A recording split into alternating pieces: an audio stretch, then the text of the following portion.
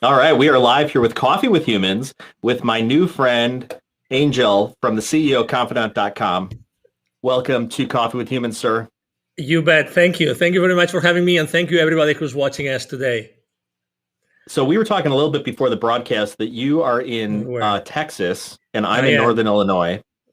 Okay, Exactly. cool. And you apparently live stream every day, you said. And for our viewers and listeners, I know nothing about you. I know that I typed those words right down there, Okay. and we're meeting for the first time. So That's good. what That's is good. why are you here? Exactly. Why are you Of, here? Why do you care? of everything I could be doing today, why am I here with Jason Ted? Well, obviously it's an honor to be Exactly. here. I'm here with you because I love the humans part of your show. Okay, besides being a coffee connoisseur, kind of thing. So, I mean, you can go online, you can Google me, you can do lots of things, and you can read my bio, everything. But there's something which is not written anywhere, which is that I honestly consider myself the connector of the unconnected. And probably throughout the conversation, we will see that. So Wow. when I saw humans, and I'm originally from Spain. We love coffee. We love short coffee, the espresso coffee. And throughout my entire life, I've always been surrounded by coffee. So with those two words, connecting coffee or connecting humans through coffee, I think it's a great experience. And you know what? Actually, uh, on my journey to connect the unconnected, coffee has always been there, always, all the time. So that's beautiful. Thank you for having me. Well, I'm excited to have you, and you signed up some time ago, Yeah. which I'm just due to scheduling considerations. I'm booked out several months in advance, so I really appreciate the fact that you would stick around and click a button to schedule out 2 or 3 months in advance and then show up for it. That is remarkable to me, It is. and I appreciate it. So you're the connector of the unconnected. That's it's You've given that some thought. It seems to distill it down to that. Please, How'd that come absolutely. about? Absolutely. So, I was born, back in Spain a few years ago, right? And since very early on, my mom and dad, they had no international experience whatsoever. They didn't speak any language. My mom is a teacher. My dad is a business person. And they made me study foreign languages. And that was really the beginning of the journey of it's starting to connect the unconnected. Fast forward, I worked in conducting business and developing business in so many different countries, blah blah blah, right? I left corporate America 5 years ago, and I started reflecting about what I had done with my life, literally, because when you leave a corporate setup with where everything is has is very structured, and you have a support system and everything.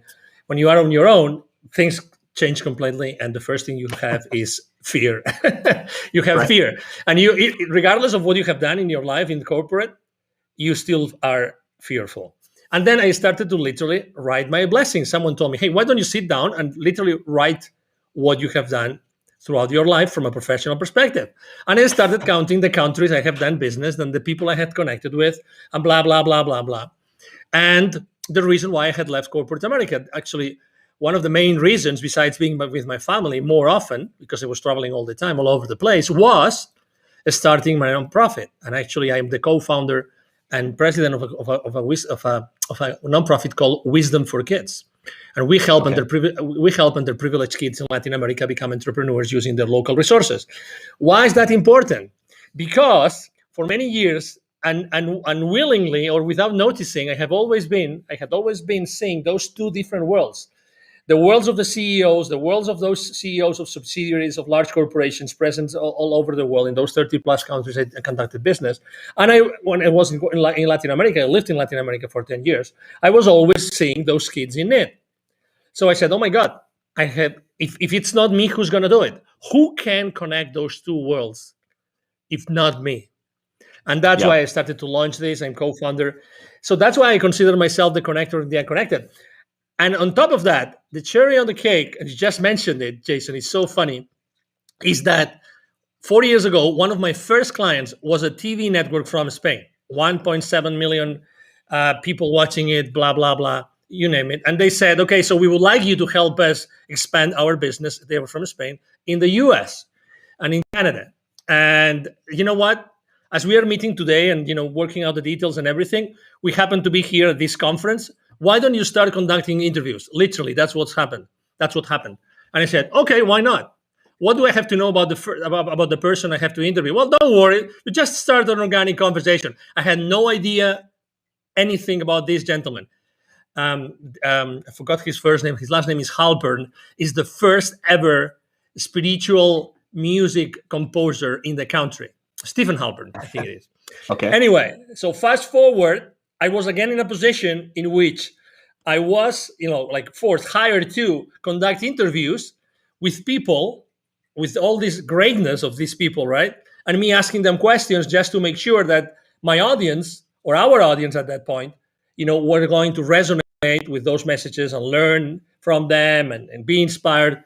So that's why kind of my life has always been connecting the unconnected. People that probably if I wasn't there doing what I was doing at that point in time, they would have never been able to find those dots that would connect them to something else in their lives. Did I answer your question? Absolutely. You also have, it seems like, a particular niche that you, from your culture and your experience blended together, that allow you to serve a population of people in a way that probably nobody else could. Like, to your point, like you're like, well, if not me, then who? You're sort of perfectly positioned for that, it seems. Yes. And obviously, again, as anything else, you have the excitement and the passion and the idea and the concept, but then it has to become a reality, right? Then you have to start developing it. You have to start working on the workshop, how to do this, how to do that, right? I mean, for the kids in need. And then how do you connect, CEOs of corporate companies, with the underprivileged, all these kind of things. You have to work out the details. But yes, I think that everything I've done in my life was just preparing me to be the connector of the unconnected. And I keep on doing the same thing. And I always think that there's a reason why I'm connected with people. And there's a reason why I'm here today. And I'm sure that someone will be resonating with us, with what we are saying today. And I'm probably going to take action on some part of their lives that maybe they procrastinated on. I don't know. But that's the beauty of a conversation, Jason. Yeah, I agree. It seems that in agreement with you, it seems that people do have a certain thread that seems to carry out through their lives.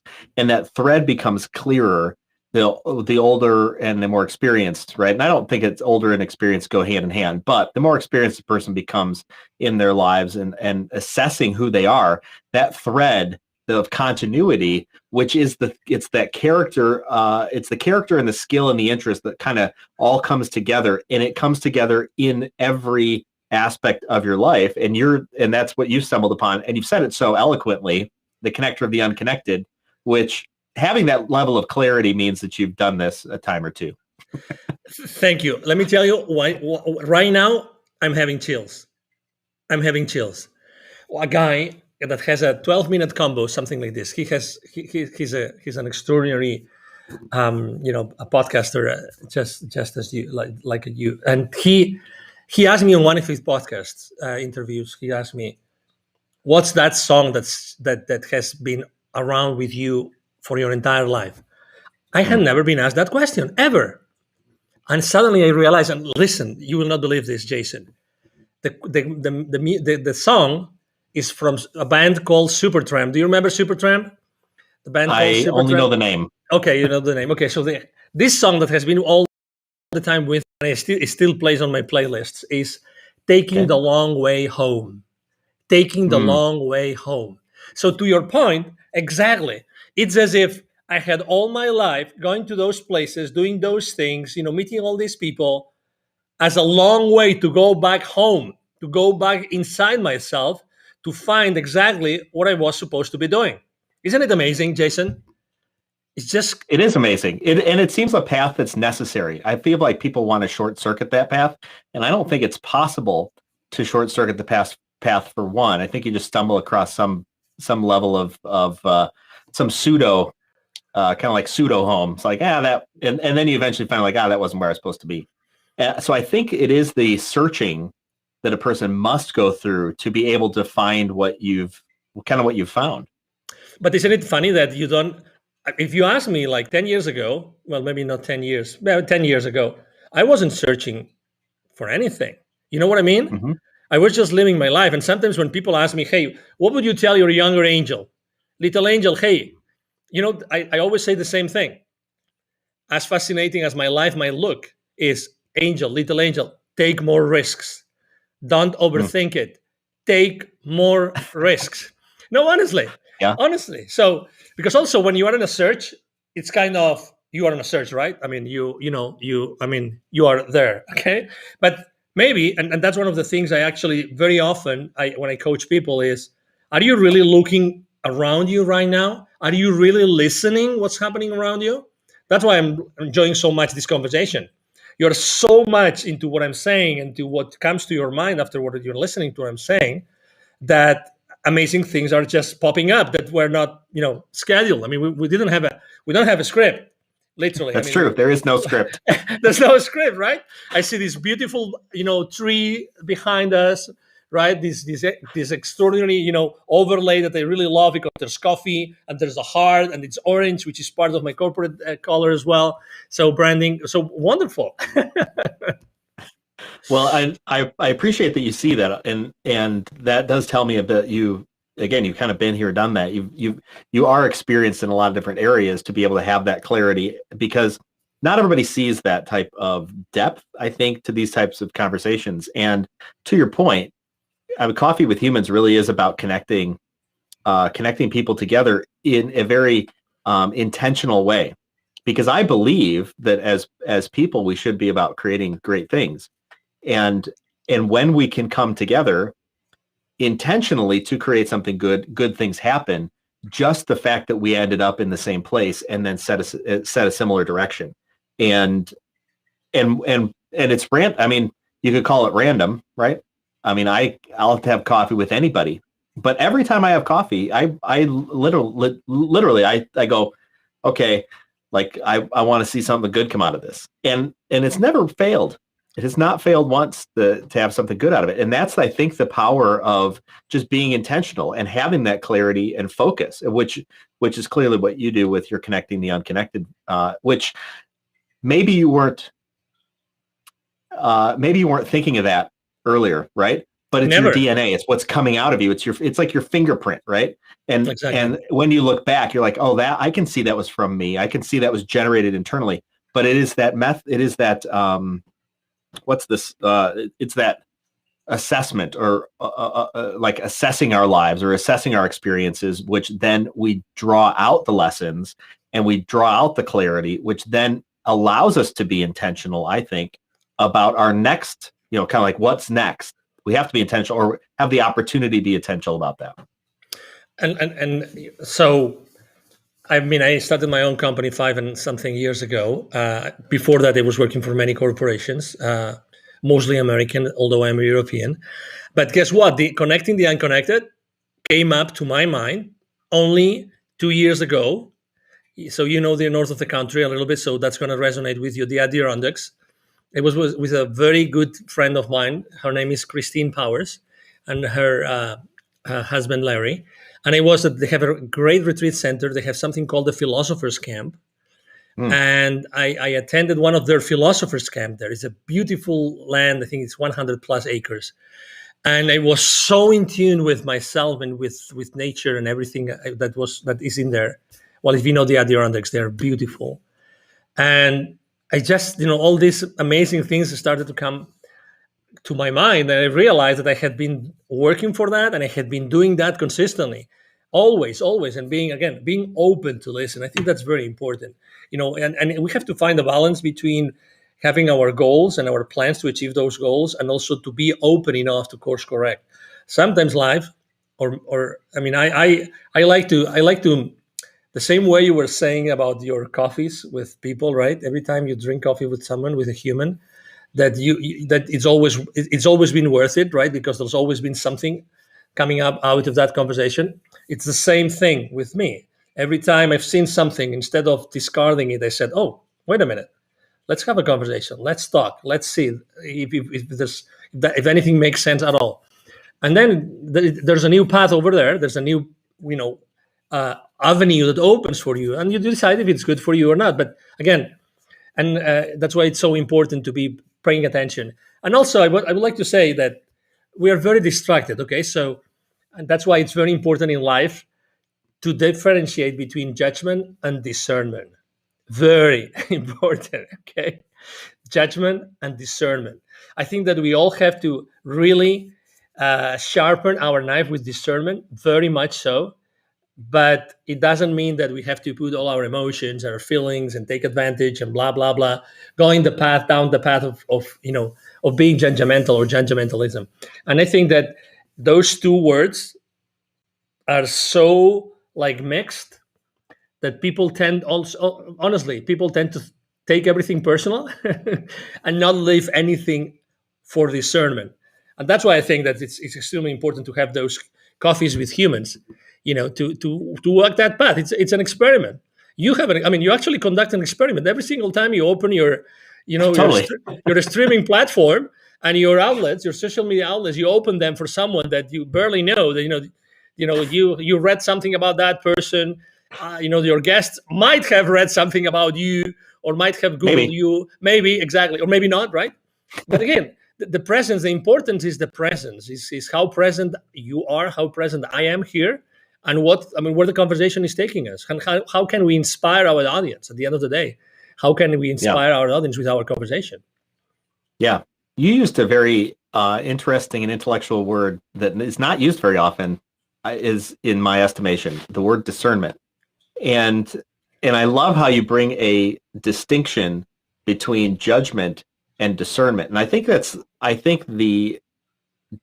definitions, being very clear on definitions, is very important, especially as we begin to talk with one another and as we begin to produce things. So discernment, break that down for me and for our audience on what you mean by discernment. Yeah, discernment I think some people means, don't know what that word is. Well, I don't know in your own words. I mean, don't give us the dictionary definition. Exactly. I was going to say. I don't remember having ever read the definition of discernment, but for me, discernment means not taking anything by the face value. That's what discernment is. Discernment means that according to your experience, according to your heart, your soul, when you are confronted with a situation, you are able to differentiate. You are able to take what is important from what is not, without having to actually put your, let's say, to compromise your emotions and on that process. Okay, so that it's not the ego that kicks in and immediately you are in a position. Okay, so we can continuously be in a discernment position and decide, okay, so what I'm listening is this and that. I'm not necessarily in agreement with this or that, but I understand both positions. This means being in a position of discernment without taking. You can be more in agreement with one side or the other, but you don't take at that point. You don't take a specific position, or you don't compromise. I like to use compromising the emotions, because when you compromise your emotions, actually, I think that you're taking this to a completely different level, and then you lose part of your rationality. And I think it's extremely important to keep that rationality going, because otherwise, I think that you see what has happened in the world for the last 12 to 14 months, 16 months already, which is everybody's taking sides, right? So you're either inside A or inside B, okay? And if not, you're nowhere, right? And then there's going to be another reason to be in another side A and another side B. I'm so against this. That's why, again, adding or having the title, having the word humans as title brings all of us to the same place. We're all humans, okay? We are all humans. All humans. We have had different lives, different experiences, but at the end of the day, we are the same thing. You see this plant here? So it's probably made of the same things that we have been made. The funny thing is that, I talk to my plant in the morning, in the evening. Sometimes I talk intentionally to the plant, and sometimes the plant responds to me. Why not, right? So, but we are all part of the same thing, and that's extremely important. That's why I think that discernment should be a word that should be in the forefront of many conversations today. I see that you, connecting a handful of things here. One is this idea of, we're all humans. And that's actually why this is just named Coffee with Humans. And you mentioned this being an experiment, which is totally true. last April, I felt just sort of in my soul, and part of it was for me, and part of it was what I was sensing out in the world, that people were feeling disconnected, and not only disconnected, but that was leading to just bad mental health.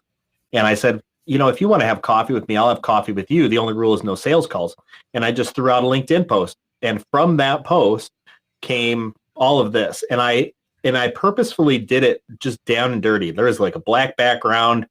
There was no header. There was a logo in the corner. It was bare bones on purpose, because I was testing what is the value of this. Because if the value is the fact that this has, a cute background and a picture that I took, it's pretty shallow.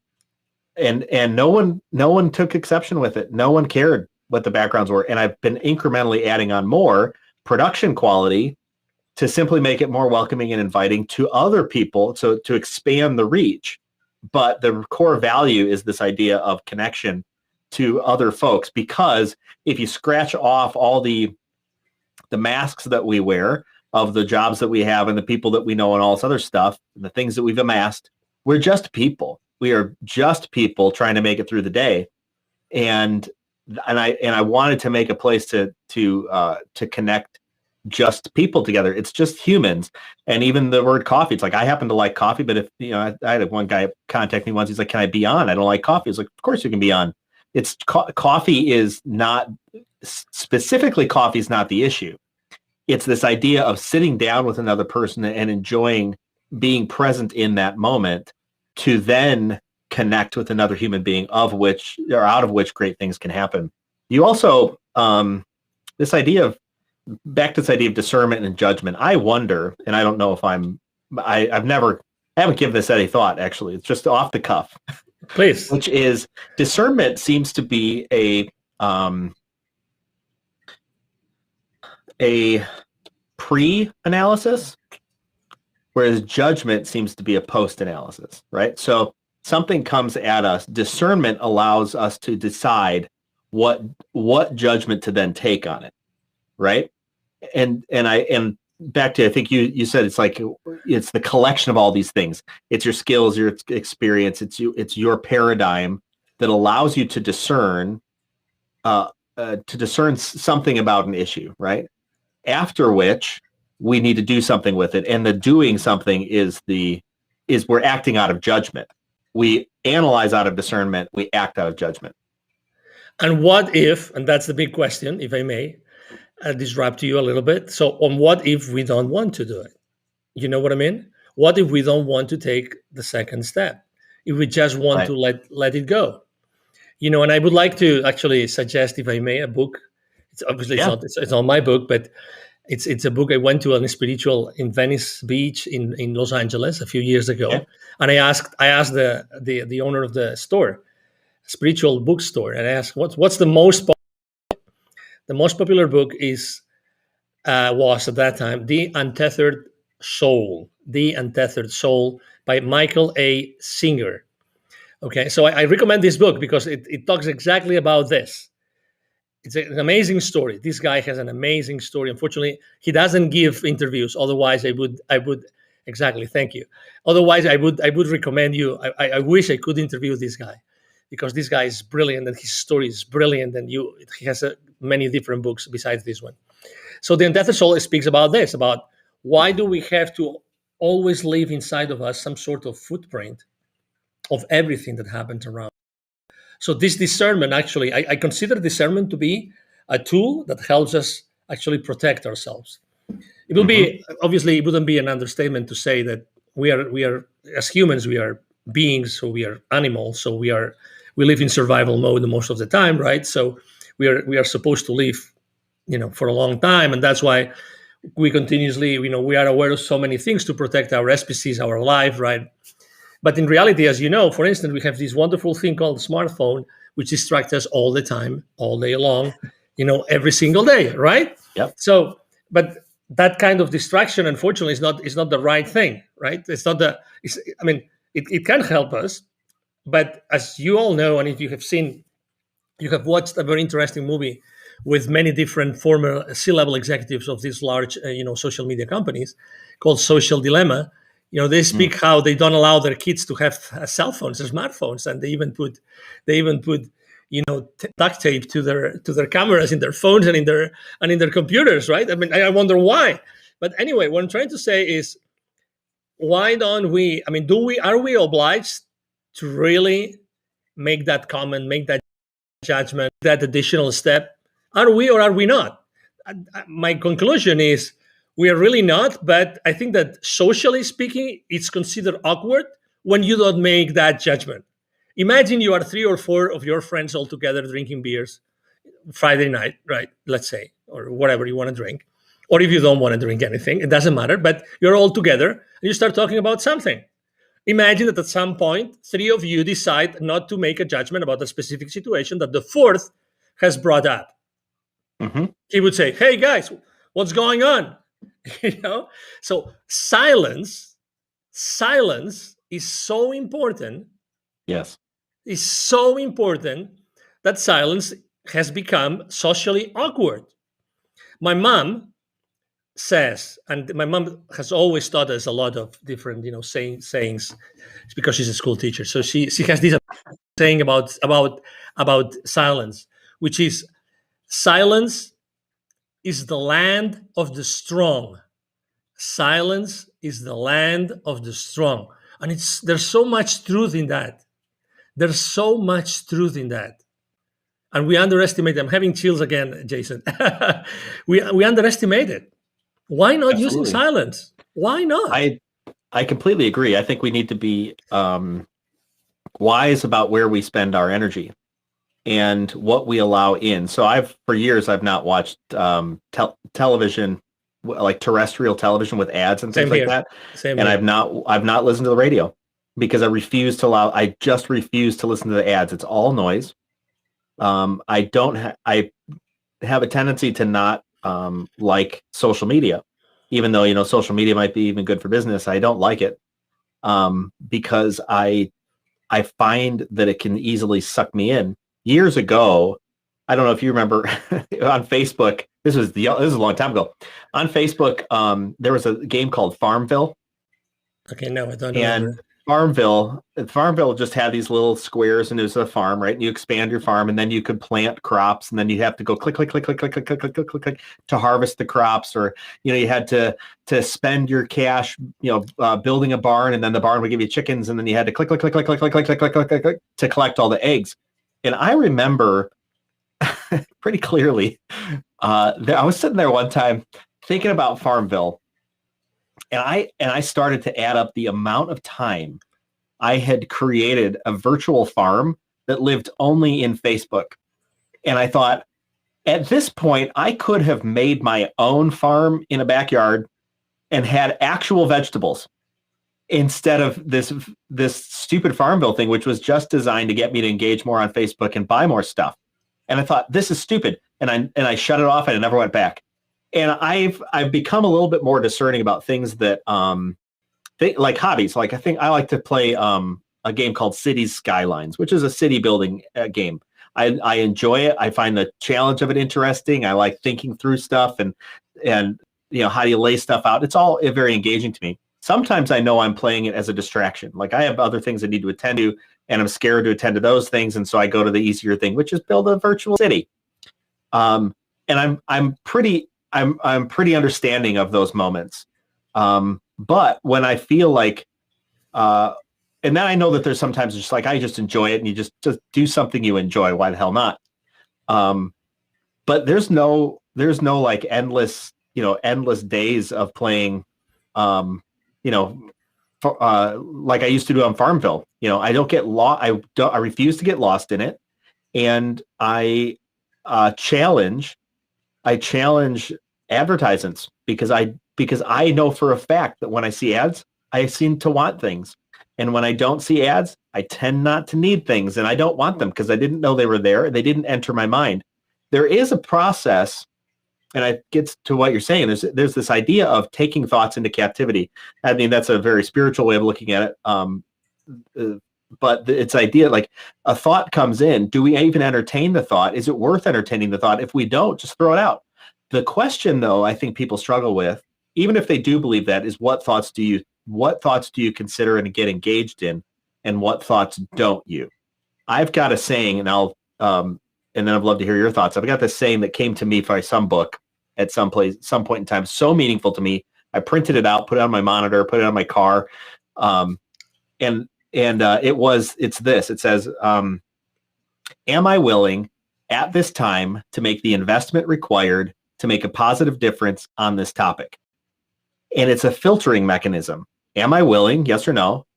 At this time, no. Yeah, maybe it's the time, maybe it's not the time to make the investment required. So I'm going to have to put some energy into this. Do I have do I have that amount of energy or not to make a positive difference? So even if I do all these things, I'm willing, it's the time, I've got the energy. And is it even going to make a positive difference on that particular topic? And it has kept me out of conversations, to your point, where it's like, I'm not willing, and I'm not going to judge it or not. I'm just not willing. I don't want to, or I don't have a significant amount of investment to make in this. So I'm out. Like, why entertain that? I got other things to do with my limited amount of resources during a day. I congratulate you for making this, useful in your life. I mean, being able to do this and knowing, guys, obviously that we have 60,000 thoughts a day. So if you are able to stop a few times a day and just go through that process, that's, amazing. Kudos for that. A few years ago, someone that I have been following, his name is Frederick Dodson, and his title is the Reality Creation Coach. He launched an app in the App Store. Unfortunately, he didn't update it. So with the following updates of the App Store, it disappeared. That's what the app did.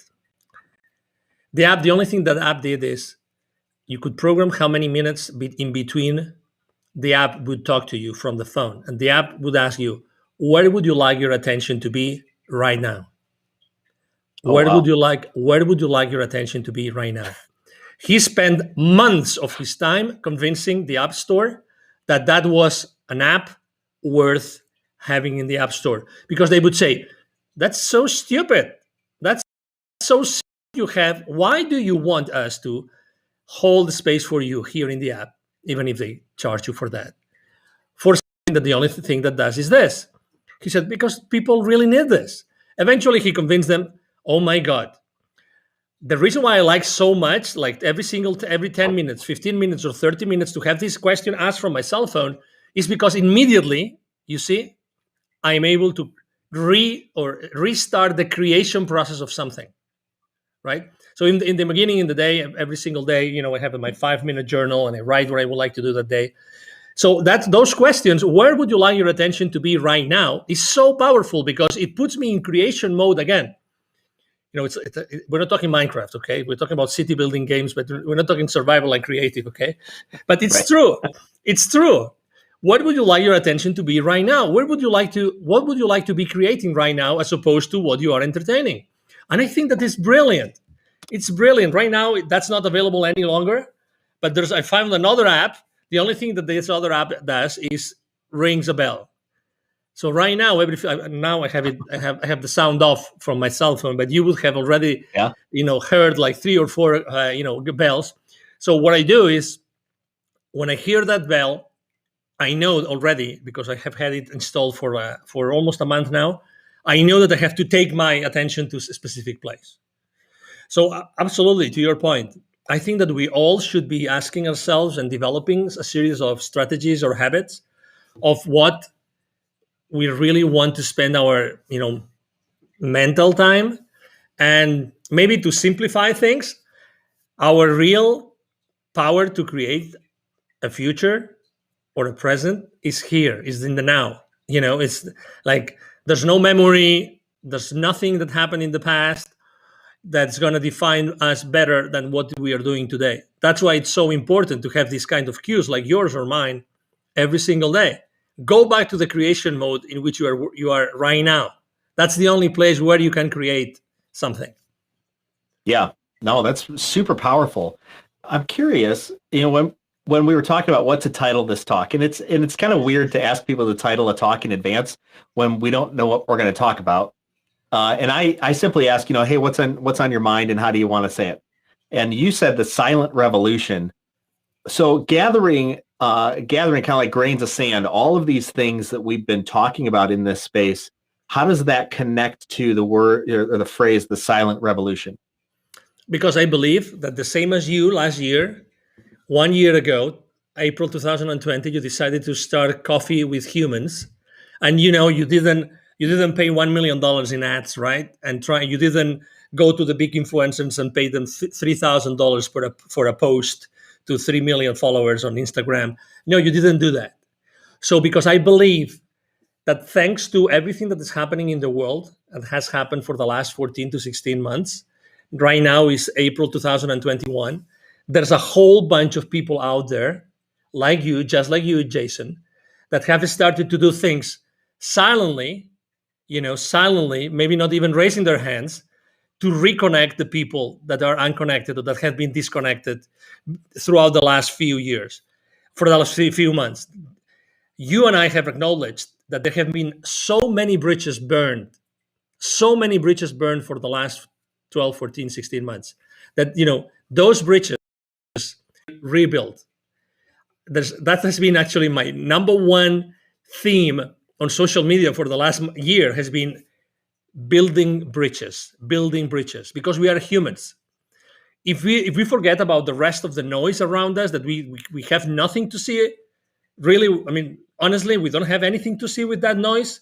If we go inside of us to our heart, and we reflect on who we really are and who we really want to become, I think that we, every single day, by connecting with people, and you're doing it every single day with your show, and many other people out there, there's a whole bunch of people that, thanks to the uncomfortability of those bridges that were being burned, all these people is actually coming together and unknowingly, and bringing the greatness of others, so that the audiences can learn more and more and more and feel more connected. We desperately need to help the people that unfortunately have been disconnected or feel totally disconnected or even unconnected from the world and from the rest of us. It seems to me also that there are people who don't know that they are unconnected or disconnected. I agree. How do you see that? Yeah, it's true. But it's like, it's like having one of those controversial conversations, right, on social media, in which, I don't know about you, but for instance, I have 5,000 followers on Facebook. Every time I need to put additional people, I just share something which is politically incorrect with some of my audience. I know I'm going to get between 20 and 40 spots in the next 24 hours. And I don't care about the side, I don't care about the side of the people or of the post I'm going to repost, and I don't even say anything. I just put the face, this emoji, this amazing emoji that someone like this, like thinking. So if I just repost a politically incorrect post on my feed with this face, without even saying if I am in favor or against, 20 to 40 people in 24 hours are going to unfriend me on Facebook. Guaranteed. I love it. Guaranteed. I love it. The thing I love about that, and what sticks out to me is that all of our responses, the way we interpret things, are all happening here. Totally. And it's, to your point, it's totally true. All you have to do is go, right? And you said nothing. What was said will all happen inside each individual, and we as humans, and I me too, right? I'm a person, right? I see something happening, or I hear something, or I read something, or somebody sends me a message. I read into that what I want, what I'm bringing, and it's so I think interesting to recognize that. But then it's more important that we apply it to ourselves. Like for me, how did I read that? I read something the other day and I was a little pissed off, and I was hurt, and I was like, and all of a sudden I was getting in my head, and I took the opportunity to walk outside myself for just a moment and observe and go, oh, Jason, there's that feeling again. Huh. That's the feeling you get. You're kind of a silly guy. You keep going to that one feeling. Why do you think that is? And then I counseled myself in that moment and walked myself out or through that time. And I was like, okay, great. Now I can set myself back in. I'll be back present in the moment. And I just responded, set it down, and walked away. And I find myself that I have too, like you're saying, have been caught in these times when I just look at something and I go, oh, what the heck why'd they mean that? It's like you have no idea what they meant. It was just words, or it was just an emoji. Like you don't actually know what they meant because you missed the conversation. You actually didn't want to have a conversation with them. Exactly. You just really wanted to take action. You're ready, like primed. The pump is primed so often in ourselves to just take action. And like you talked about, judge instead of discern. Mm-hmm. Exactly. And as you know, the funny thing is that happens in the unconscious. I mean, this is like boom, triggered, and immediately what you feel, which is, I mean, I'm not a scientist, but I love to read. I'm an avid reader.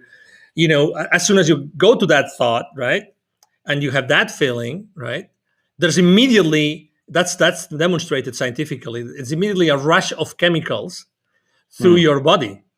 Actually, we are identifying those chemicals, in our body when we go down that rabbit hole that you know for a fact that you don't want to go, but you still go, Right. right? And the funny thing is that you really like those chemicals because you are actually addicted to those chemicals. Yeah. That's the beauty of this app. Where do you want your attention to be right now? I mean, if I could, it would be like every 5 minutes. I think that we should like tame ourselves. Tame ourselves, yeah. Tame, yeah. It makes sense. Tame. We should really tame ourselves because we have this beast inside of us because we are humans and because we have to live in survival mode to survive. Blah blah blah. But still, becoming aware and trying to break the habit of being ourselves. That's really what we should be trying. Well, it's like Pavlov's dogs, right? I mean, that was the whole thing of Pavlov's dogs. This scientific experiment they did years ago, rang a bell and fed the dog.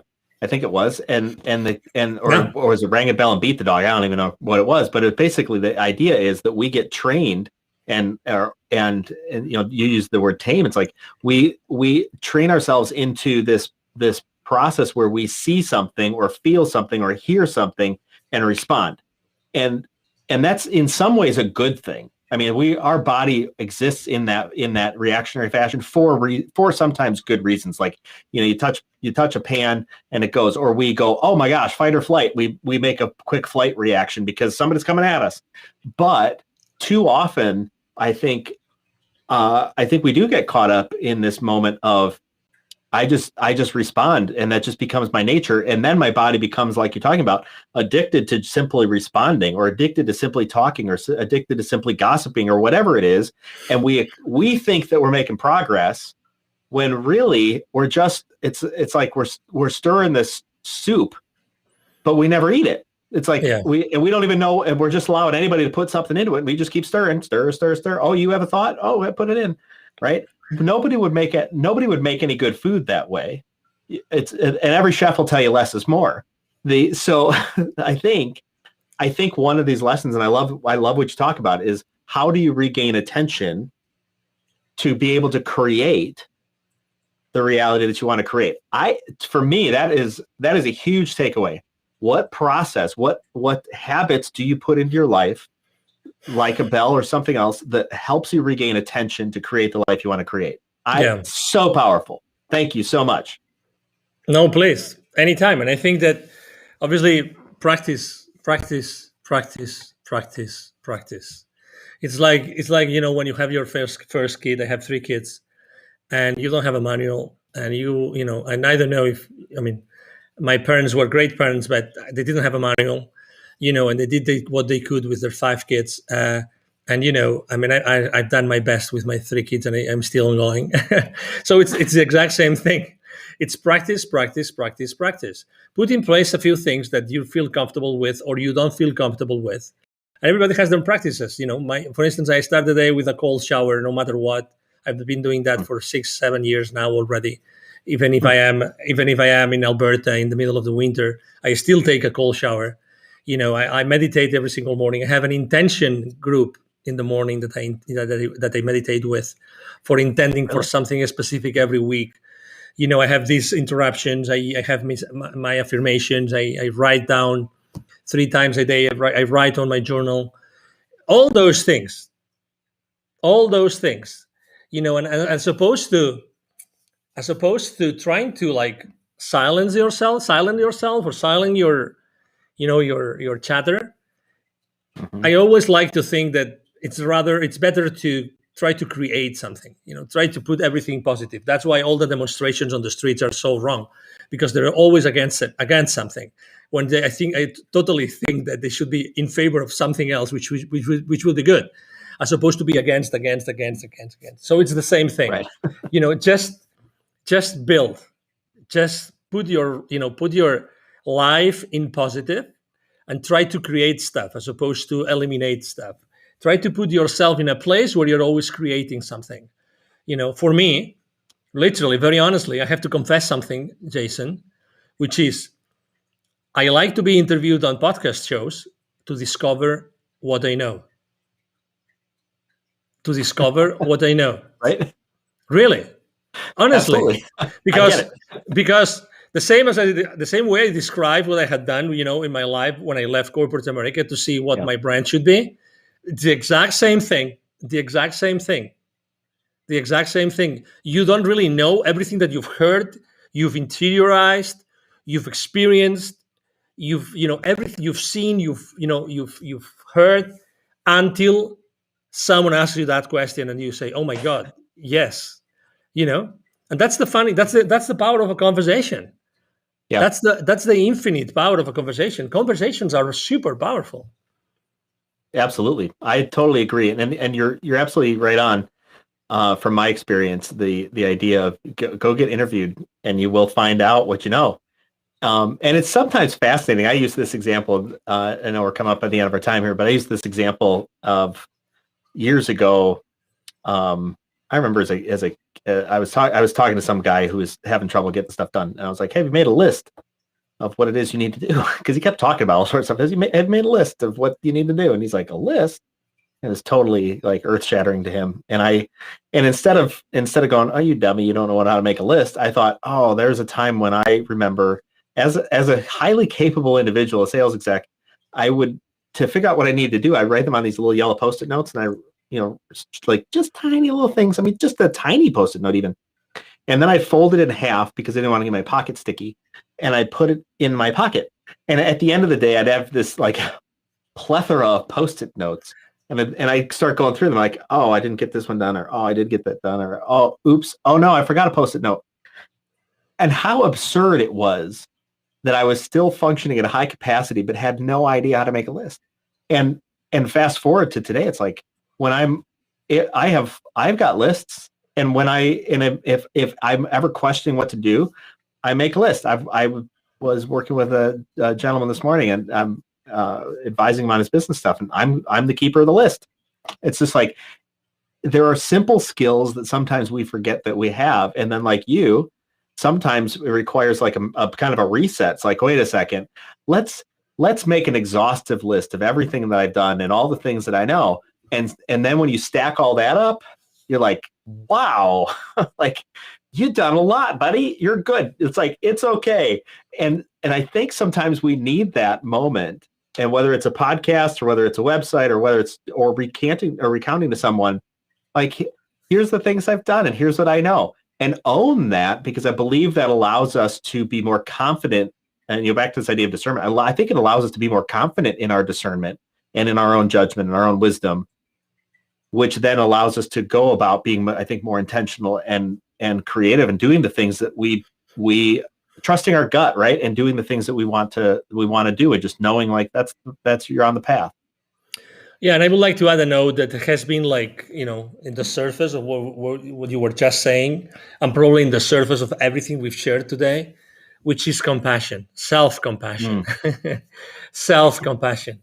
Okay, I mean, I am a pretty, as you probably can see, a upbeat guy and everything, and I like to use the sense of humor all the time as a way to increase the compassion levels with myself, because I tend to be extremely hard on myself.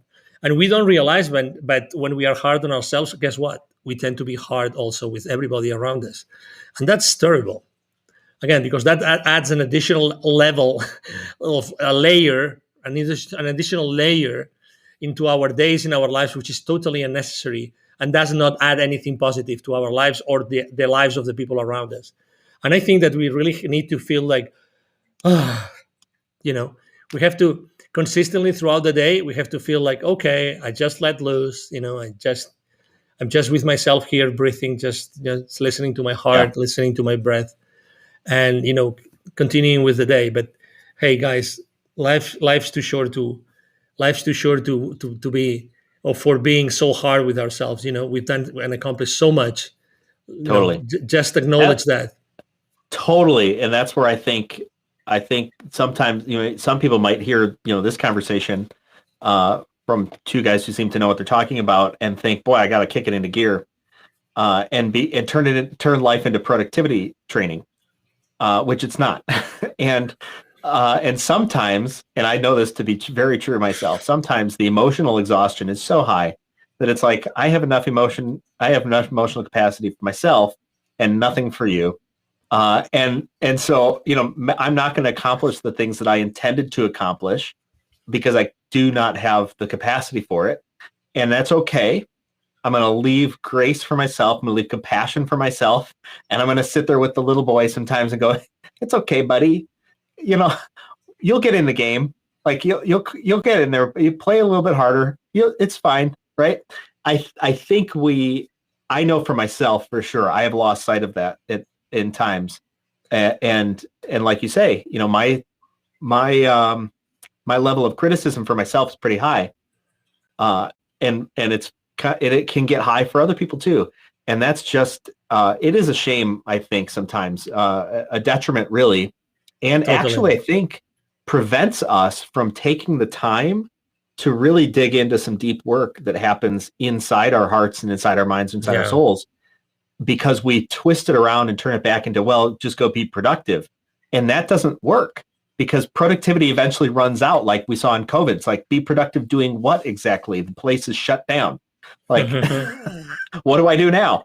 Exactly. And a lot of people ask that question because they had such an eye on achievement rather than, I think, just how can I be a person in this moment? If I didn't have to achieve, what then?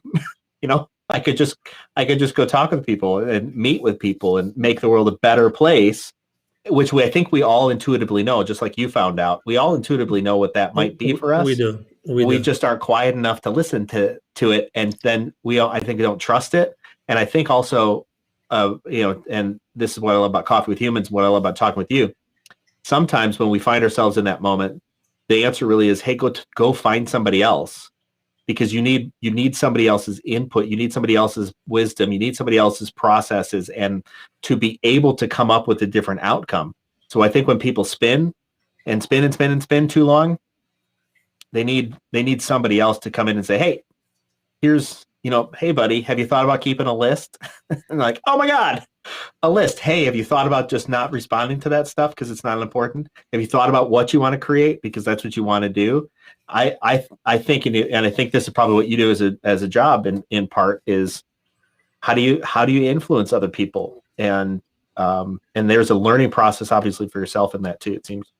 Oh, absolutely. Yeah, everything starts from ourselves, from myself, from inside of me, getting to know myself, and again, being compassionate. I mean, everybody. I mean, again, you cannot blame the world for being how it is.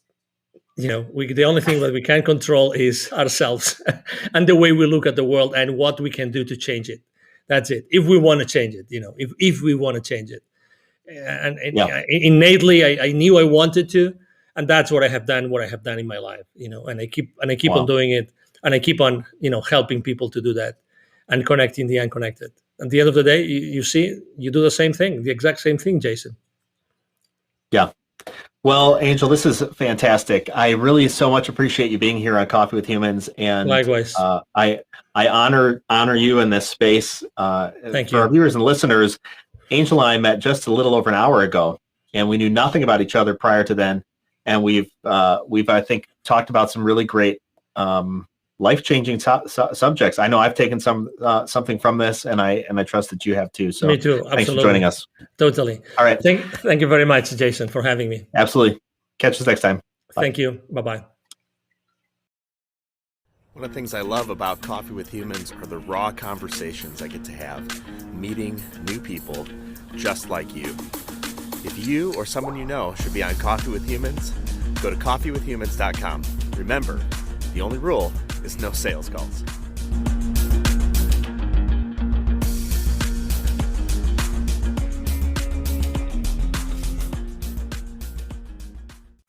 This has been Coffee with Humans. Subscribe to get updates or click to have coffee with me. coffeewithhumans.com.